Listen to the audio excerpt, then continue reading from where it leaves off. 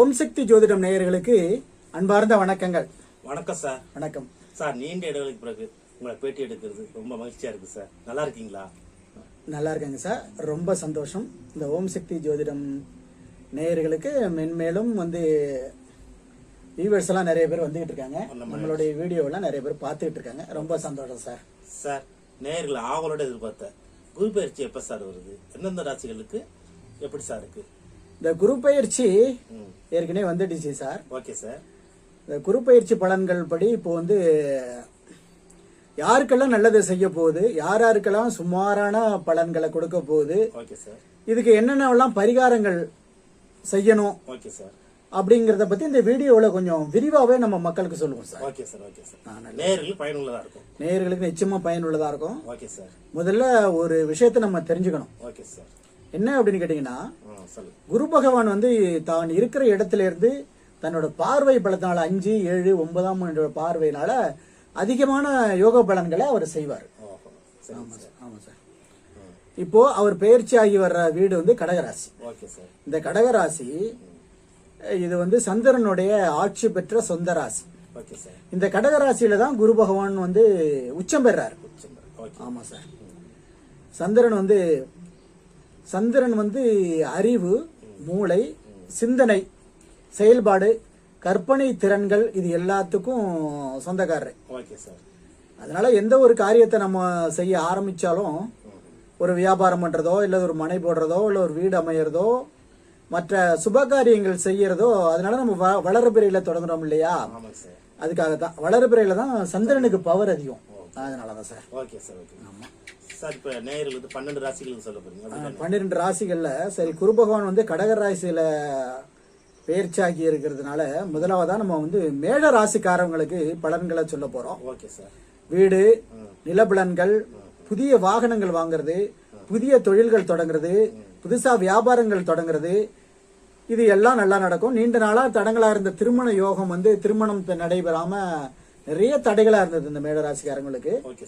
இது எல்லாம் திருமண யோகமும் அமைஞ்சு நல்ல ஒரு நிலைமைக்கு இந்த மேடராசிக்காரங்களுக்கு வரக்கூடிய ஒரு சூழ்நிலையை இந்த குரு பகவான் உருவாக்கி தருவார். வியாபாரம் ரொம்ப சிறப்பா நடக்கும் சார். வாகனங்கள் வாங்கி அது மூலமா வியாபாரங்கள் செய்யறவங்களுக்கும் ரொம்ப சிறப்பா இருக்கும். ஆமா சார். மேடராசியை பொறுத்தவரைக்கும் குரு பகவான் நல்ல பலன்களை செய்யறாரு. அதுக்கு அடுத்தபடியா மிதுன ராசிக்காரவங்களுக்கு 2ஆம் இடத்துக்கு போறாரு இல்லையா? தனம், வீடு, தனஸ்தானத்துக்கு சொந்த வீட்டுக்கு போறாரு அவரு. அதனால உடல் நல கோளாறுகள் எல்லாம் இருந்தல, ஜென்மத்துல குரு இருந்து உடல் நல கோளாறுகளை கொடுத்துட்டு இருந்தாரு. இனிமே உடல் நல கோளாறுகள் எல்லாம் நீங்கும், புதுசா வேலை வாய்ப்புகள் அமையும், பண செல்வாக்கு கிடைக்கும், திடீர் அதிர்ஷ்டம் இவங்களுக்கு தனஸ்தானத்துல இருந்து திடீர் அதிர்ஷ்டத்தை கொடுப்பார். ஆமா, மகிழ்ச்சியான மனமகிழ்ச்சியான வாழ்க்கையோட இவங்க வாழ போறாங்க. இவங்களுக்கு மிதுன ராசிக்காரங்களுடைய இயற்கையான ஒரு உடல் அமைப்பு என்னன்னு, உடல் அமைப்புல உடல் பலம் இருக்காது, அறிவு பலம் இருக்கு. ஏன்னா புதனோட ராசிங்கிறதுனால அறிவு பலம் இருக்கும், உடல் பலம் அதிகமா இருக்காது சார். ஆமா, அவங்களுக்கு நல்லதா இருக்கு. நிச்சயமா நல்ல பலனை கொடுக்கும் சார். அடுத்தபடியா பாத்தீங்கன்னாக்கா, அடுத்த ராசி என்னன்னு கேட்டீங்கன்னா கன்னி ராசி. இந்த கன்னி ராசிக்காரவங்களுக்கு பாத்தீங்கன்னா சார், லாபஸ்தானத்துக்கு வர்றாரு இவர். லாபஸ்தானம் அப்படின்னு சொல்லக்கூடிய 11ஆம் இடத்துக்கு இவர் வர்றாரு. இவ்வளவு நாளும் பட்ட கஷ்டங்களுக்கெல்லாம் பலன் கிடைக்க போகுது. இப்போ இவங்களுக்கு தொட்டதெல்லாம் துளங்கக்கூடிய ஒரு நேரம். கற்பனைக்கும் கலைகளுக்கும் சொந்தக்காரர் இல்லையா? இவங்களுக்கும் புதன் தான் ராசி அதிபதி. அதனால கற்பனை, கலைத்துறை இதுக்கெல்லாம் நல்ல செல்வாக்கு கொடுக்கும். நல்லபடியா இவங்களுக்கு எல்லாம் நிறைய வாய்ப்புகள் எல்லாம் கிடைக்கும் சார். ஒரு நல்ல நேரம். தொழில் 11ஆம் இடம், லாபங்கள் எல்லாம் நிறைய கிடைக்கும். புதிய தொழில் தொடங்கலாம், லாபங்கள் நிறைய கிடைக்கும் சார் இவங்களுக்கு. அடுத்தபடியா விருச்சிக ராசி. இது ஒரு நீர் ராசி. இவங்க இடம் அறிந்து செயல்படுதல், அதாவது யார் எப்படியோ அவங்க மன நிலைமை அறிஞ்சு இவங்க பழகக்கூடிய தன்மையுடைய ஒரு ராசி இந்த விருச்சிக ராசி. இவங்களுக்கு ஒரு 9ஆம் இடத்துக்கு வர்றாரு சார். 9ஆம் இடம் ஓடினவனுக்கு 9ஆம் இடத்து ராஜா அப்படின்னு சொல்லுவாங்க இல்லையா?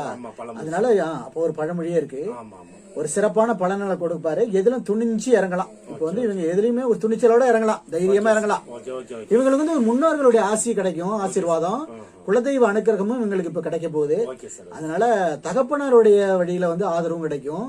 இவங்களுக்கு நல்ல பலன்களை எதிர்பார்க்கலாம் சார்.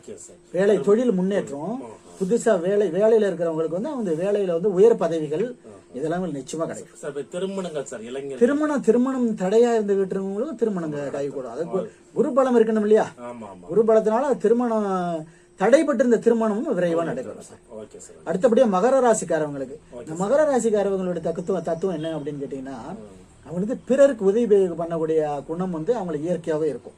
சேவை செய்வாங்க. சேவை கரெக்ட், நிச்சயமா கரெக்ட் சார், கரெக்ட் சார். சேவை மனப்பான்மையுடைய ஒரு ராசி இந்த மகர ராசி. Okay sir. எதையும் துணிஞ்சு செய்வாங்க. பட்ட கஷ்டங்கள்ல இருந்து இவங்க என்ன பண்ணாலும் பட்ட கஷ்டம் கொஞ்சம் நஞ்சம் இல்ல, அந்த பட்ட கஷ்டங்களிலிருந்து விடுபட்டு மன நிம்மதியை இப்ப வந்து இவங்க அடைய போறாங்க சார். தொழில் முன்னேற்றம். 7ஆம் பார்வை இருக்கு இல்லையா? 7ஆம் பார்வை பார்த்தாலே குரு வந்து 7ஆம் பார்வை பார்த்தாலே நல்ல பலன்கள் கிடைக்கும்.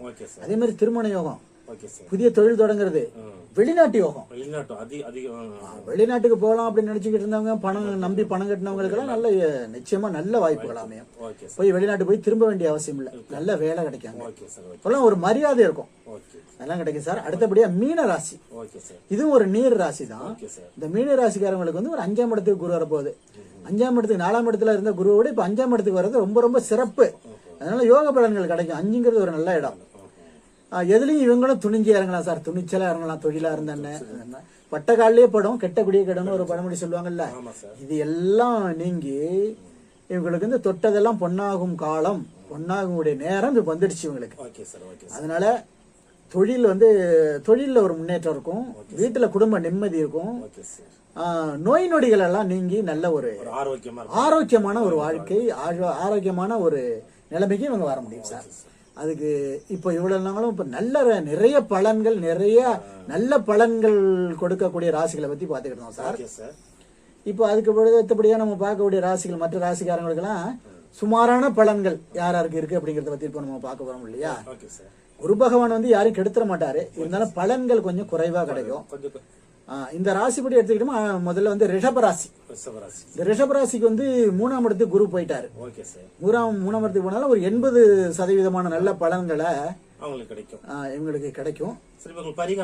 இவங்களுக்கு பரிகாரம் வந்து இப்ப ரிஷபராசிக்காரங்களுக்கு வந்து சார் குலதெய்வ வழிபாடு பண்ணிக்கணும்.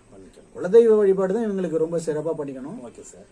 பண்ணிக்கிட்டது மூலமா அவர் வெற்றிகளை கிடைக்கணும். எதையும் ஒரு நிதானிச்சு ஒரு முடிவு பண்ணணும். இவங்களுக்கு அவசரப்படக்கூடாது, எதுலயும் ஒரு அவசரப்படாம ஒரு நிதானமா செயல்பட்டா வெற்றி நிச்சயம் கிடைக்கும். இந்த ராசிக்கு 80% வாய்ப்பு இருக்கு. நல்ல பலன்கள் இவங்களுக்கு 80% கிடைக்கும் சார். குரு பெயர்ச்சி 2026 குரு பெயர்ச்சி வந்து எல்லாருக்கும் நல்லபடியா அமைய வாழ்த்துக்கள். நேர்களே சப்ஸ்கிரைப் பண்ணுங்க, பக்கத்துல இருக்க பெல் பட்டன் டச் பண்ணுங்க, உங்க கருத்துக்களை கமெண்ட்ல சொல்லுங்க, உங்க ராசி என்னன்னு கமெண்ட்ல சொல்லுங்க. நன்றி, வணக்கம். ஓகே, நல்லது. லைக் பண்ணுங்க, ஷேர் பண்ணுங்க. மீண்டும் ஒரு வீடியோல உங்களை சந்திப்போம். நன்றி, நன்றி, வணக்கம் சார். வணக்கம் சார்.